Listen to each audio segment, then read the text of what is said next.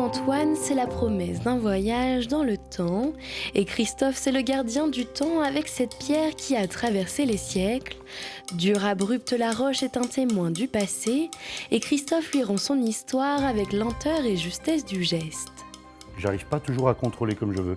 C'est-à-dire que c'est elle qui, des fois, m'emmène un petit peu où elle le souhaite. Donc il faut essayer de jamais aller contre la pierre, mais d'aller avec. Donc là, au début, dès que je fais des essais, mes premiers coups, en fait, je vais très vite voir si ça va aller ou pas, ou si elle ne va pas être facile. Christophe s'est joué de 200 outils, des instruments qui ont traversé les siècles, accompagné les bâtisseurs de cathédrales, avec chacun leur propre musique.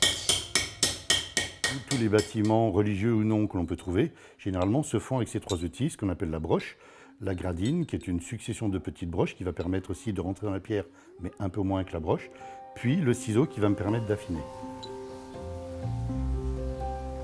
Depuis 1998, il restaure les pierres, leur donne une autre beauté. De la création à la reproduction, Christophe trouve toujours l'inspiration pour faire vivre la pierre. Je vais donner un coup et je vais faire en sorte d'harmoniser les ombres pour vraiment mettre en valeur ce que j'ai fait. Donc c'est exactement pareil. Donc je joue, en fait j'essaye sans arrêt de donner du mouvement, plus ou moins dur, plus ou moins tendre. C'est toujours des contrastes entre quelque chose de plus ou moins féminin ou masculin, et c'est cet accord entre les deux qui va faire quelque chose d'artistique.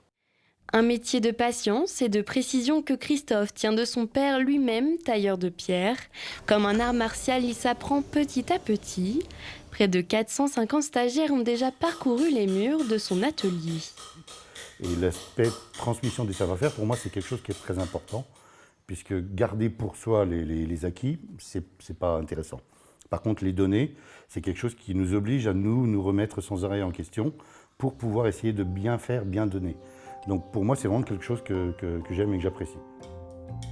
De la patience, ce n'est finalement pas grand-chose quand une œuvre est éternelle.